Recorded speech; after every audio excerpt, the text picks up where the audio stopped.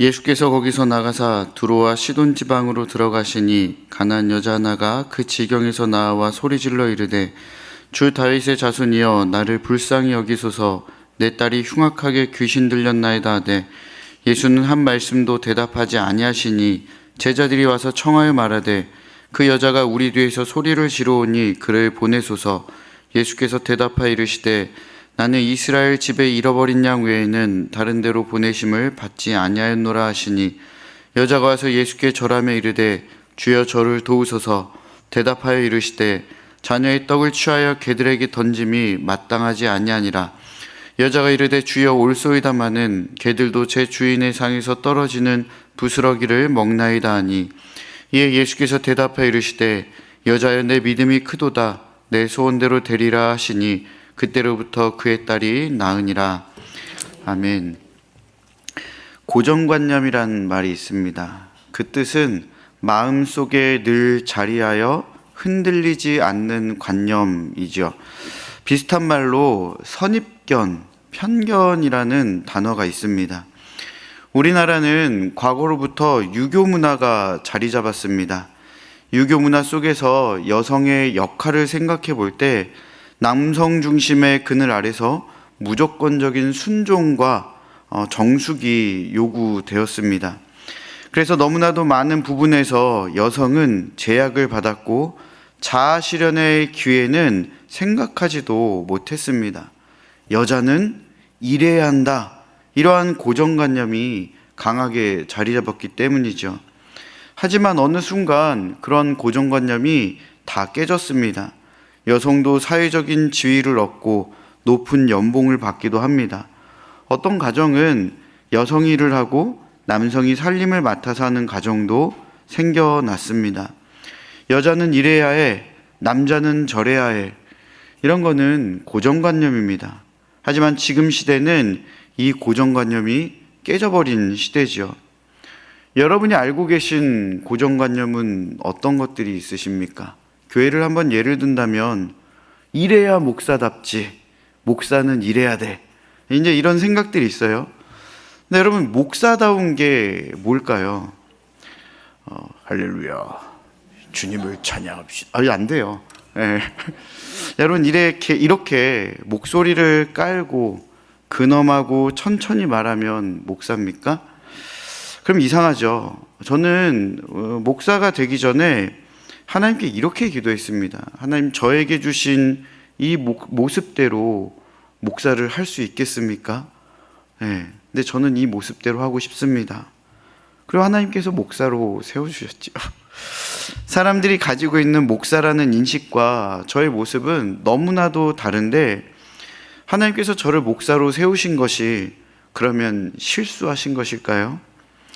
여러분, 유대인이 가지고 있는 고정관념도 편견도 그리고 굉장히 엄청 단단합니다. 자신들만이 하나님께 선택받은 백성이라고 생각을 하죠. 그래서 타민족은 우습게 여깁니다. 그들의 고정관념으로 인해서 주변의 이방민족들과 굉장한 다툼이 일어나도 그들은 아랑곳하지 않습니다.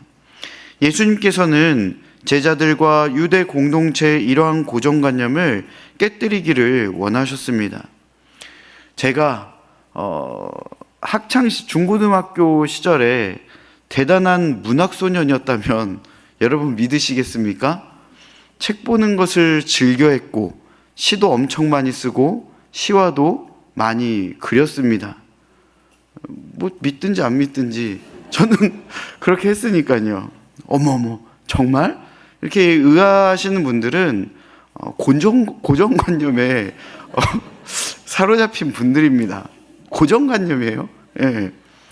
학창시절에 읽었던 책 중에 헤르만 헤세의 데미안이라는 작품이 있었습니다.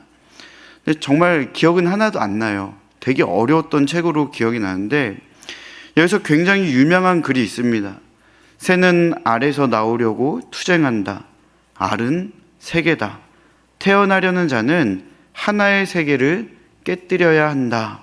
이러한 대사죠. 근데 이것을 간단하게 껍질 깨기라고 표현합니다. 새가 알을 낳으면요, 그 알 속에서 어린 새가 자라납니다. 근데 그 어린 새는요, 알 속이 자신의 세상의 전부이죠. 하지만 우리는 잘 알고 있습니다. 그 알을 깨고 나와야 더 넓은 세상을 이 어린 새가 경험할 수 있다라는 것을요. 알 속의 새가 죽지 않고 건강하게 자라기 위해서는 알의 껍질을 깨고 나와야 합니다. 그래야만 새는 살 수가 있고 자신의 생이 마감되는 순간까지 넓디 넓은 세상의 극히 일부를 경험하다가 생명을 다하게 될 것입니다. 사람도요, 각자의 알 속에서 살아갑니다. 자신의 생각의 틀, 지식의 틀 안에서 자신만의 세상을 만들어 갑니다. 어떤 사람은 그 알 속에서만 살다가 생을 마감하는 사람이 있는가 하면 어떤 사람은 그 껍질을 깨고 나와 더 넓은 세상을 보고 경험하게 됩니다. 하지만 이 껍질을 깬다는 것은 대단한 용기가 필요합니다. 자신이 지금까지 쌓아온 지식과 삶으로 정리된 것들이 자신만의 세상의 껍질이 된 것이죠. 그런데 이 자신만의 삶의 모든 농축된 나의 껍질을 깨고 나간다라는 것은 자신을 부인하게 되는 그러한 과정과도 마찬가지이기 때문입니다. 굉장히 이 과정은 힘들고 어려운 과정입니다. 사람이 평생을 쌓아온 껍질을 깨고 나온다는 것 절대 쉽지 않죠. 어떤 고정관념, 편견에 사로잡혀 있는 사람이 그 고정관념과 편견을 깨는 것이 쉬울까요? 진짜 쉽지 않습니다. 하지만 그 고정관념과 편견의 껍질을 깨고 나올 때 그 사람은 전에 볼 수 없었던 것을 보고 느끼지 못한 것을 경험하게 될 것입니다. 예수님께서 유대 공동체와 제자들 그리고 우리에게 원하신 것이 바로 이 껍질 깨기입니다. 오늘 본문은 이 껍질 깨기를 위한 예수님의 사랑이 담겨져 있습니다. 오늘 본문에서 가나안 이방 여인이 예수님께 도움을 구합니다. 하지만 예수님은 이 여인을 무시하십니다. 유대인의 내면에 깊이 파고들어 있는 민족 차별주의와 여자라는 존재에 대한 냉담함을 사람들에게 보이시는 듯한 그러한 행동을 한 것 같습니다. 그곳에 모인 사람들의 보이지 않는 동의를 얻으시는 것 같기도 합니다. 그 모습을 본 사람들은 너무나도 당연하게 속으로 예수님이시라면 그러셔야지. 걔보다 못한 이방인 따위가 어디 유대인에게, 여자 따위가 어디 남자에게, 역시 예수님은 유대인이셔. 이러한 마음을 그들은 품었을 것입니다. 21절부터 24절의 말씀을 다시 한번 읽어보겠습니다. 예수께서 거기서 나가사 두로와 시돈 지방으로 들어가시니 가나안 여자 하나가 그 지경에서 나와서 소리질러 이르되 주 다윗의 자손이여 나를 불쌍히 여기소서 내 딸이 흉악하게 귀신 들렸나이다 하되 예수는 한 말씀도 대답하지 아니하시니 제자들이 와서 청하여 말하되 그 여자가 우리 뒤에서 소리를 지르오니 그를 보내소서. 예수께서 대답하여 이르시되 나는 이스라엘 집에 잃어버린 양 외에는 다른 데 보내심을 받지 아니하였노라 하시니. 여러분, 오늘 본문의 말씀을 유심히 보십시오. 예수님이 누구의 말에 반응하십니까? 가나안 여인입니까? 아닙니다. 가나안 여인의 말에 처음에 반응하지 않으시고 제자들의 말에 반응을 하십니다. 성경이 분명하게 말씀하고 있죠. 가나안 여자 하나가 그 지경에서 나와서 소리질러 이르되 예수는 한 말씀도 대답하지 아니하시니 제자들이 와서 청하여 말하되 그를 보내소서. 예수께서 대답하여 이르시되, 분명 제자들의 말에만 반응하십니다. 예수님의 반응에는 이중적인 의미가 담겨 있습니다. 먼저는 여인의 믿음을 드러내시기 위한 의미와 제자들과 유다 공동체에 예수님이 이 땅에 오신 분명한 목적을 알려주시기 위함입니다. 당시 유대 공동체는 어떠한 성격을 갖고 있었냐면 선민 사상이 강하기 때문에 당연히 민족 차별주의가 굉장히 심했습니다. 아까도 말씀드렸지만 이방인은 개만도 못하다고 생각을 합니다. 여자, 고아, 힘없는 약자의 위치는 그래서 그들 사이에서 너무나도 비참했죠. 그리고 정말 중요한 사실 한 가지는 그들은 이 선민 사상으로 인해서 하나님 나라에 갈 수 있다라고 생각했다라는 것입니다. 여러분은 어떻게 생각하십니까? 그들이 아브라함의 자손이기 때문에 하나님께 택함을 받아 하나님 나라에 갈 수 있게 되었다. 여러분도 이렇게 생각하십니까? 절대로 그렇지 않죠. 하나님 나라는 아브라함의 후손이라 해서 택함 받은 백성에 속했다 해서 들어갈 수 있는 곳이 아닙니다. 이것은 마치 교회에 나오면 하나님 나라가 보장되었어 라고 생각해서 출석을 하는 사람들의 그러한 생각과 비슷한 모습이죠.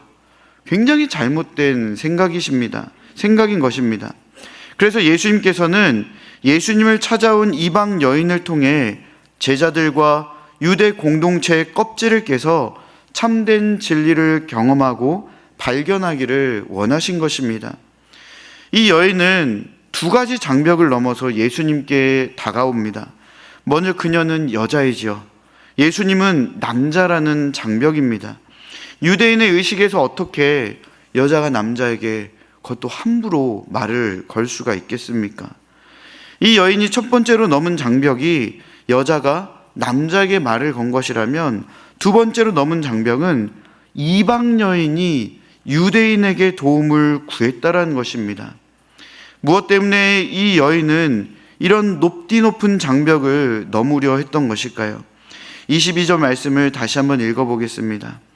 가나안 여자 하나가 그 지경에서 나와서 소리질러 이르되 주 다윗의 자손이여 나를 불쌍히 여기소서 내 딸이 흉악하게 귀신 들렸나이다. 주 다윗의 자손이여라는 여인의 외침을 우리는 보게 됩니다. 그런데 여러분 참으로 놀랍지 않으십니까? 이방 여인이 예수님께 다윗의 자손이라는 그러한 고백을 합니다. 뿐만 아니라 다윗의 자손이신 예수님을 주라고 부르고 있다는 사실입니다. 선생님, 라비어 이렇게 높여 부를 수 있는 여러 표현들이 있는데 주 다윗의 자손이여라는 너무나도 분명한 표현을 했다라는 것이죠. 이방 여인은요, 과거에 어떻게 해서든 유대교와 접촉했을 것입니다. 그리고 그녀에게 주 되시는 다윗의 자손에 대한 믿음이 생겼고 삶에 소망이 넘쳐나게 된 것입니다. 그래서 지금 딸이 귀신에 들린 것으로 자신의 마음이 찢어지고 견디기 힘들어 죽을 것 같은 상황 속에서도 주 대신 다윗의 자손인 예수 그리스도만이 이 문제를 해결해 주실 수 있다라는 그 믿음을 가지고 예수님 앞에 나오게 된 것입니다. 나를 불쌍히 여기소서.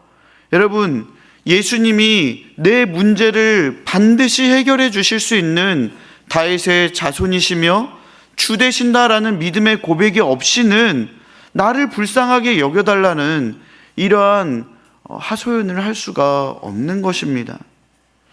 그녀는 너무나도 높은 장벽이 있다라는 것을 알면서도 그 장벽으로 인해 얼마나 힘든 상황을 겪게 될 것을 알면서도 오직 주 예수님만을 바라보며 나왔습니다. 그런데 예수님의 반응이 어떻습니까? 여자의 요청에 침묵으로 반응하십니다. 하지만 예수님은 그녀를 무시하거나 그녀에게 무관심하신 것이 아니었습니다. 그 여인과 딸뿐만 아니라 제자들과 유대 공동체를 회복시키시기 위해서 그렇게 하신 것이죠. 예수님이 침묵하실 때 제자들이 어떻게 반응을 합니까? 23절 말씀입니다. 예수는 한 말씀도 대답하지 아니하시니 제자들이 와서 청하여 말하되 그 여자가 우리 뒤에서 소리를 지르오니 그를 보내소서. 지금까지 예수님은 아이든 여자든 가난한 자든 병든 자든 누구든지 와도 다 대면해 주셨고 고쳐주셨고 교제해 주셨습니다. 제자들의 마음 한편은 어땠을까요? 자신들의 내면 깊은 곳에 뿌리 박혀 있던 유대 공동체 그 의식들로 한편으로는 불편한 마음이 있지 않았을까요? 아유, 어린 것들이 왜 예수님을 찾아와? 어린 아이들이 예수님을 찾아오는 게 불편합니다. 여자가 예수님을 찾아온 것도 불편합니다. 높으신 랍비, 우리의 주 되신 그 예수님께 약한 자들이 이렇게 고위급의 사람들이 아닌 일반 평민들이 찾아오는 게 굉장히 불편했을 것입니다. 그런데 지금 예수님께서 이방인에다가 여인이 하는 말에 아무런 반응을 해주지 않으시니 이때가 기회다 싶어 바로 자신들의 부패하고 흉악한 본성이 그 내면에서부터 튀어 올라온 것이죠. 예수는 한 말씀도 대답하지 아니하시니 그때 제자들이 와서 청하여 말하되 그 여자가 우리 뒤에서 소리를 지르오니 그를 보내소서. 그들은 속으로요, 야, 이제야 예수님께서 우리가 가지고 있는 여성관에 동의를 하시는구나. 우리의 선민사상을 인정하시는구나. 그래서 이 여자의 말을 무시하시고 대꾸도 안 해주신 거구나. 이렇게 생각했을 것입니다. 하지만 예수님께서는 이 기회를 오히려 활용하여 이 여인을 돕기로 작정하시면서 제자들의 마음속에 뿌리 박힌 편견에 이의를 제기하십니다. 예수님은 이 과정에서 여인에게 그녀의 용기와 신앙의 깊이를 드러낼 기회를 주십니다. 또한 제자들에게 편견과 나쁜 고정관념을 가졌다고 잔소리를 하시거나 화내지 않으시고 오히려 사랑으로 그들을 가르쳐 주시죠. 나는 이스라엘 집에 잃어버린 양 외에는 다른 데로 보내심을 받지 아니하였노라. 이 의미는요, 여인아, 너는 가나안 사람이고 여자다. 나는 다윗의 자손이고 너는 하나님이 내게 맡기신 사람이 아니야. 그런데 왜 내가 너 같은 이방 여인을 섬겨야 하지? 여러분, 예수님의 이 말씀은요, 겉으로 보기에는 이러한 내용이 담겨져 있습니다. 보통의 사람들은 그 많은 사람들 사이에 둘러싸였고 예수님은 나는 유대인 외에 이방인인 너를 섬길 수 없다라고 말씀하신다면 비참한 감정과 동시에 무안하고 창피하여 그 자리를 떠나지 않았을까 생각해 봅니다. 그런데 이 여인의 반응이 대단하지요. 오히려 예수님 앞에 절합니다. 엎드리며 더욱 간절하게 주여 저를 도우소서, 이러한 고백을 하는 것이죠. 사랑하는 여러분, 예수님을 향한 이 여인의 믿음은 확실했습니다. 자신의 눈앞에 계신 이분, 다윗의 자손이신 주께서 모든 민족을 차별함 없이 만인에게 긍휼을 베풀고 치료하는 능력을 행하시리라고 분명히 믿었습니다. 그래서 예수님의 말씀에 절하고 엎드립니다. 그분을 믿고 기다립니다. 예수님은 그러한 분이 아니시라는 것을 의심치 않고 더욱더 간절한 마음으로 엎드리는 것이죠. 지금의 상황이 비록 창피하고 무안하고 피하고 싶고 미치도록 괴로워도 이것이 주 되신 예수님이 나를 향한 참된 마음이 아니라는 것을 믿고 1초가 천년같이 느껴지는 그 힘든 상황 속에서 절대적으로 예수님 앞에 엎드리는 것입니다. 여러분, 이 여인의 믿음과 반응이 참으로 감동적이지 않습니까? 이 여인의 앞선 고백과 지금 취하는 행동이 예수님에 대한 이 여인의 믿음을 우리에게, 그리고 그 당시 그 자리에 있는 모든 사람들에게 분명하게 보여주고 있는 것입니다. 여러분, 우리가 예수님께 도움을 달라고 요청을 드릴 때 여러분, 우리의 죄의 모습이 생각나고 신앙인으로서 하나님께서 기뻐하시지 못할 마음과 생각과 행동했던 것이 떠오르고 창피하고 무안하고 그래서 도망치고 싶고 주님의 응답을 경험하는 그 시간들이 우리가 기도할 때요 길게 느껴질 것입니다. 그러면 기도하다가 나 너무 부끄럽고 창피하니까 그냥 기도하지 말아야겠다. 여러분 이러십니까? 우리는 절대 기도를 멈춰서는 안 됩니다. 우리는 포기해서는 안 됩니다. 왜입니까? 우리의 모든 문제를 해결해 주실 수 있는 분, 우리의 근본적인 더러운 죄악까지 해결해 주실 수 있는 분이 예수님이시기 때문에 우리는 절대로 그 예수님을 놓칠 수가 없는 것입니다. 그래서 우리는 예수의 이름을 부르는 것입니다. 목사님, 저는요 너무 죄진 게 많아서 부끄럽고 창피해서 예수님께 기도 못하겠습니다. 저는 그냥 나중에 때가 되면 그때 예수님을 부르겠습니다. 여러분, 만약 제가 가르치고 있는 학생이 저에게 이렇게 말하면 전 이렇게 답변해 줄 겁니다. 그건 네 생각이고, 그건 그분의 생각일 뿐입니다.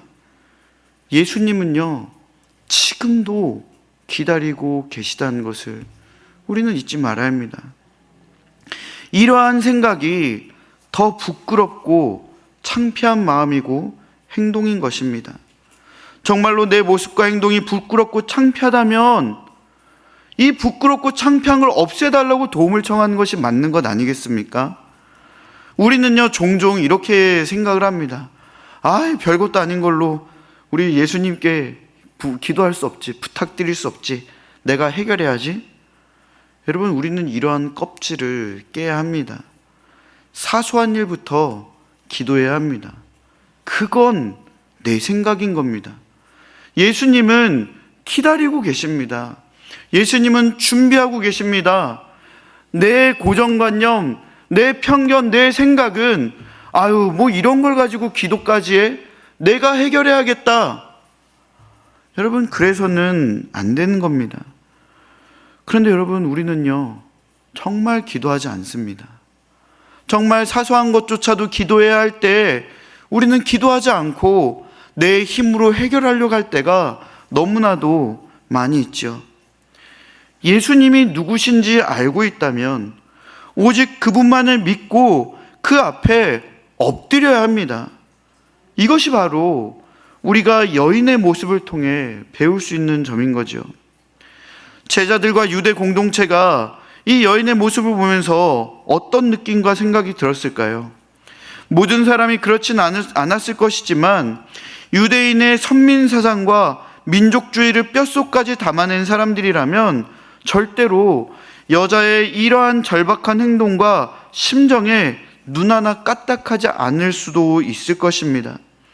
그러면서 이번에는 예수님께서 어떻게 나오실까 그들 나름대로 궁금해 하겠죠. 과연 이스라엘을 섬겨야 할 예수님의 사명을 넘어 이 이방 여인을 도와주실까? 제자들과 유대 공동체는 하나님 나라와는 거리가 먼 의식과 사상을 가지고 있었습니다. 그래서 예수님은요 그들이 가지고 있는 내면의 의식과 사상들을 드러내시고 골문 부분을 도려내려 하신 것입니다. 여인의 간청에 나는 이스라엘 집에 잃어버린 양 외에는 다른 데로 보내심을 받지 아니하였노라 이렇게 대답하신 예수님의 말씀에 제자들과 유대 공동체는요 선민 사상이 끌어올랐을 것입니다. 또한 자녀의 떡을 취하여 개들에게 던짐이 마땅하지 아니하니라 이 말씀에 이방인을 개보다 못하는 취급을 하는 민족 차별주의가 그들의 가슴에서 끌어올랐을 것입니다. 속으로 쾌재를 불렀을 수도 있을 것이죠.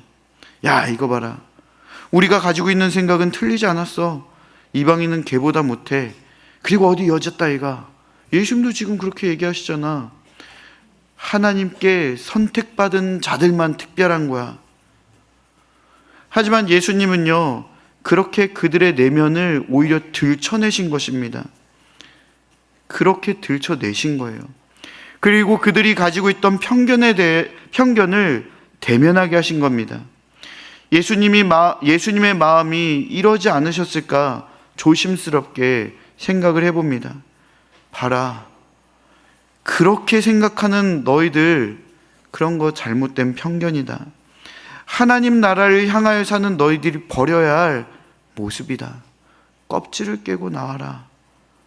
예수님이 이러한 마음으로 이 제자들에게, 또 이방 여인에게 그러한 행동을 취하지 않았을까요? 예수님께서 하신 말씀 중에 자녀의 떡을 취하여 개들에게 던짐이, 이러한 내용이 있지요. 근데 여러분, 여기서요, 개는요, 우리가 생각하는 그러한 길거리 개, 막 되게 추접하고 막 허기지고 뭔가 처량한 그런 개가 아닙니다. 작고 귀여운 사랑스러운 그러한 개입니다. 예수님은 여인을 모욕하려고 이 단어를 사용하신 것이 절대 아니죠. 유대인의 사상을 들춰내고 여인의 믿음을 드러내어 그녀의 믿음을 더욱 단련시키고 성숙시키면서, 반면 제자들과 유대 공동체의 그 잘못된 사고방식들을 뒤집어 놓으려 하신 것이죠. 여인은 2번이나 이어진 모욕을 모욕으로 받아들이지 않았습니다. 이것이 바로 이 여인의 믿음입니다. 여인은 예수님께서 병을 고치시는 하나님의 능력을 가지셨다는 것을 믿었습니다. 그 예수님께서 이방인들에게도 긍휼을 베푸신다고 믿었습니다. 그 예수님을 자신의 주인이며 주님으로 섬기고 헌신하겠다는 마음의 결단도 가졌습니다. 그녀는 고정관념을 깬 것입니다. 이방인이니까 다윗의 자손인 그 주님이 나를 도와주지 않으실 거야가 아닙니다. 예수님이니까 나를 도와주실 거야. 완전한 편견을 깨버린 것이죠. 껍질을 깨고 나온 사람인 것입니다. 그랬더니요, 하나님의 사랑이 보입니다. 한민족을 향한 하나님의 사랑이 아니라 이 세상의 죄인들을 향한 하나님의 긍휼하심이 보이게 되었고, 그 사랑과 긍휼을 경험하게 된 것입니다. 그녀는 예수님이 누구신지 알았고 예수님이 어떤 일을 하신 분인지 알았기 때문에, 그분을 확실히 믿었기 때문에 이스라엘 집에 잃어버린 양에는 다른 데로 보내심을 받지 아니하였다, 이 예수님의 말씀에 자녀의 떡을 취하여 개들에게 던짐이 마땅하지 아니하니라, 이 예수님의 말씀에 주눅들지 않았고 모욕감을 느낀 것이 아닙니다. 오히려 주여 올소이다마는 개들도 제 주인의 상에서 떨어지는 부스러기를 먹나이다 라고 담대하게 고백을 하는 것이죠. 믿음을 가진 여인이 이 고백을 할 때 어떤 마음이었을까요? 주님 맞습니다. 우리는 하나님께서 특별하게 선택하신 민족에 비하면 조그만 개처럼 보이고 그만큼 하찮다라는 것을 저 스스로도 잘 압니다. 하지만 그런 작은 개들도 식사가 끝날 무렵에 사람들이 던져주는 조그마한 빵 부스러기를 얻어 먹습니다. 주님, 당신은 변함없이 저의 주님이시고 저의 주인이십니다. 예수님께서 내 딸의 귀신 들림을 고칠 수 있음을 알고 있고, 이방인의 여인인 제가 저에게 긍휼을 베풀어 주시는 분이심도 잘 압니다. 그러니 제 딸에게 빵 부스러기를 던져주십시오. 받아 먹겠습니다. 주님 간절히 부탁드립니다. 이러한 마음의 고백들이 이 여인의 마음에서 계속해서 되어있지 않았을까 생각을 해봅니다. 28절입니다. 이에 예수께서 대답하여 이르시되 여자여 내 믿음이 크도다. 내 소원대로 되리라 하시니 그때로부터 그의 딸이 나으니라. 예수님께서는 이 여인의 믿음이 크다라고 선언을 하십니다. 믿음. 예수님께서 이 여인의 믿음이 크다고 선언하신 이유는요, 이 여인의 믿음은 유대인과 이방인을 가리지 않고 모든 이에게 하나님의 구원을 전하시는 예수님이심을 알고 믿었다는 사실에서 비롯되었기 때문에 이 여인의 믿음이 크다라고 선언하신 것입니다.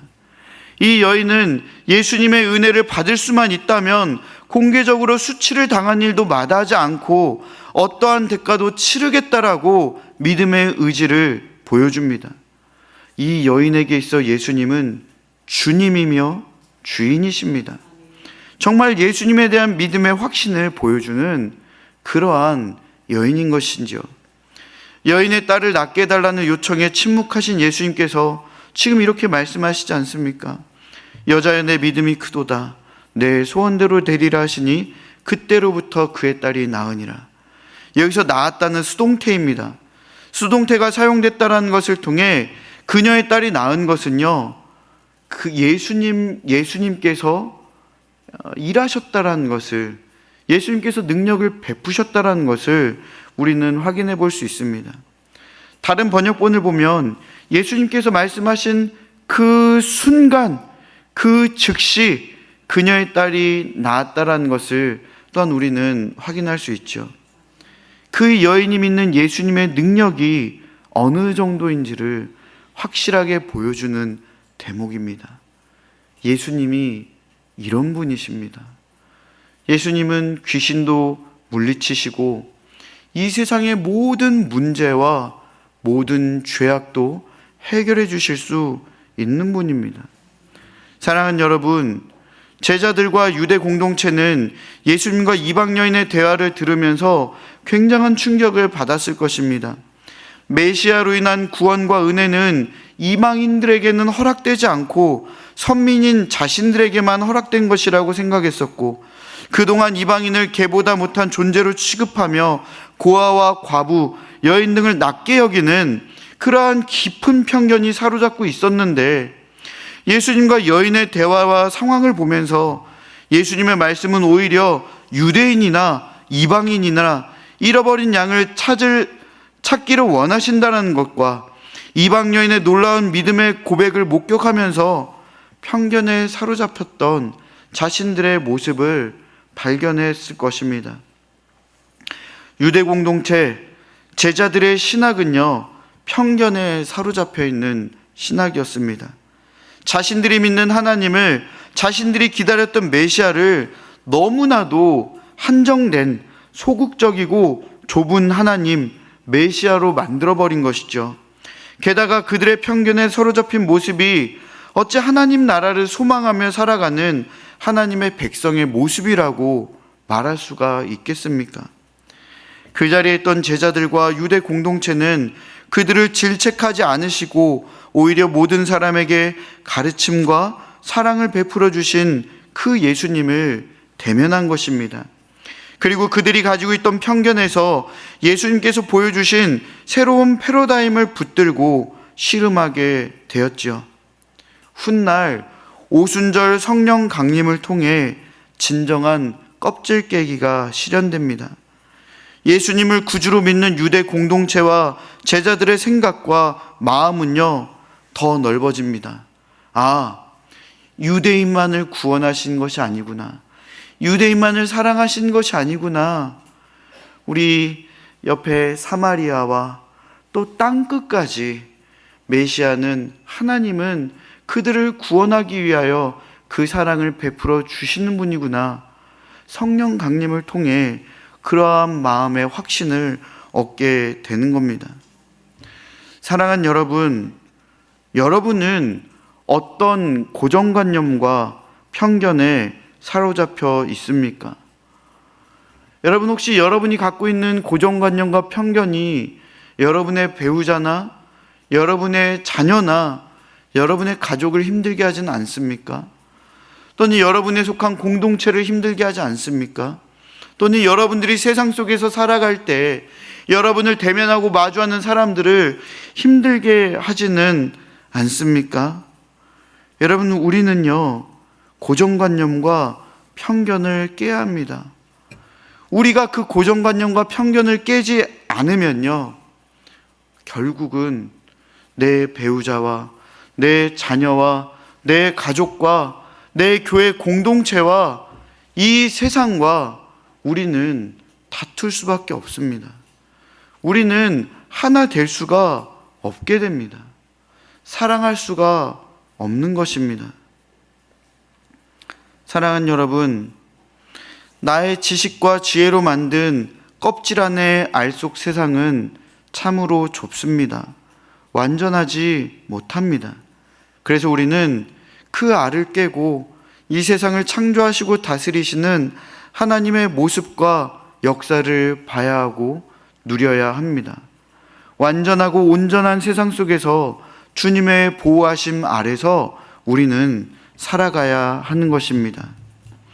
우리 안에 유대 공동체와 같은 잘못된 편견과 신학을 가지고 있지 않는지 우리는 경계해야 합니다. 사람을 대할 때도 마찬가지입니다. 유대 공동체는 어땠습니까? 이방인에 대한 편견, 여성에 대한 편견을 가지고 있었습니다. 우리도 그와 비슷한 편견이 없는지 살펴봐야죠. 나보다 배우지 못한 사람, 나보다 경제적 능력이 안 되는 사람, 나보다 똑똑해 보이지 않는 사람, 어떠한 경우에서든 우리는 우리의 고정관념과 편견으로 사람을 측량해서는 안 됩니다. 예수님께서 이방인과 여인에게 사랑을 베풀어 주신 것처럼 우리 또한 그들을 사랑의 눈으로 바라봐야 하는 것이죠.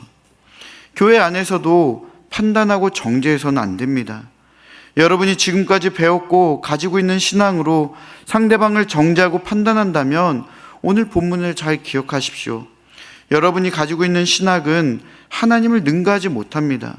여러분이 가지고 있는 신학과 생각이 아무리 뛰어나다 할지라도 완벽하지 않습니다. 그렇기 때문에 교회 안에서는요, 성도가 성도에게 믿는 자끼리 함부로 평가하거나 정죄하지 말아야 하는 것입니다. 만약 여러분이 가지고 있는 신학으로 상대방을 정죄하고 판단하여 한마디를 해야 직성이 풀린다면요, 하나님께 벌 받지는 않습니다. 벌은 안 받아요. 하지만 중요한 건요, 오늘 예수님께서 보여주신 것처럼 모든 사람을 사랑하시는 예수님께서 부족한 우리에게도 그 따뜻한 사랑을 베풀어 주시고 우리를 먼저 경험케 해 주실 것입니다. 그리고 우리가 껍질을 깰 수 있도록 우리를 인도해 주시고 이끌어 주신다라는 것이죠. 교회 안에서 편견 없는 사랑이 이루어진다면요, 우리는 그 다음에 그 사랑을 흘려보낼 수가 있게 됩니다. 우리 교회 안에 사랑이 필요한 자들에게, 교회 바깥에 사랑이 필요한 이웃들에게 하나님을 흘려보낼 수가 있게 되는 것이죠.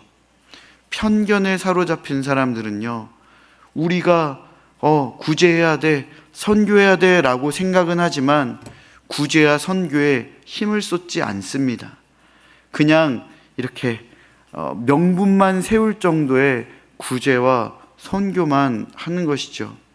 하지만 그 껍질을 깨고 나온 사람들은 이 비용이 하나님의 것임을 압니다. 하나님의 것이니 하나님을 위해서 아깝다라는 생각을 하지 않고 많은 이들에게 아끼지 않고 쏟아붓게 되는 것입니다. 여러분, 이렇게 하는 것이 유대인이든 헬라인이든 모든 자를 구원하기를 원하시는 하나님의 뜻을 따라 우리의 사랑을 흘려보내는 것입니다. 우리는 그러한 개인 또 공동체가 되어야 하는 것이죠. 사랑하는 여러분, 예수님께서는 오늘 믿는 자들이 가져야 할 자세에 대해서 알려주셨습니다. 하나님 나라를 소망하며 살아간 사람들은 자신들이 가지고 있는 고정관념과 편견을 깨버려야 합니다. 여기 계신 모든 분들이 자신이 만든 단단한 껍질을 깨고 나와 하나님께서 역사하시고 다스리는 이 세상 속에서 참된 진리와 자유와 평안을 누리며 복된 삶을 살아갈 수 있기를 간절히 바라고 소망합니다. 여러분, 우리가 갖고 있는 껍질을 깹시다. 여러분 가정을 그래서 더욱더 넓은 눈으로, 사랑의 눈으로, 하나님의 마음으로 바라보시고, 우리가 교회 안에서도 껍질을 깨서 이 교회가 하나님이 기뻐하시는 방향으로 흘러갈 수 있도록 하나님의 마음이 무엇인지를 확인하는 우리 모두가 되어야 하겠습니다. 그럴 때 하나님의 나라가 우리 가운데 참되게 임하게 된 것입니다. 우리 함께 기도하겠습니다.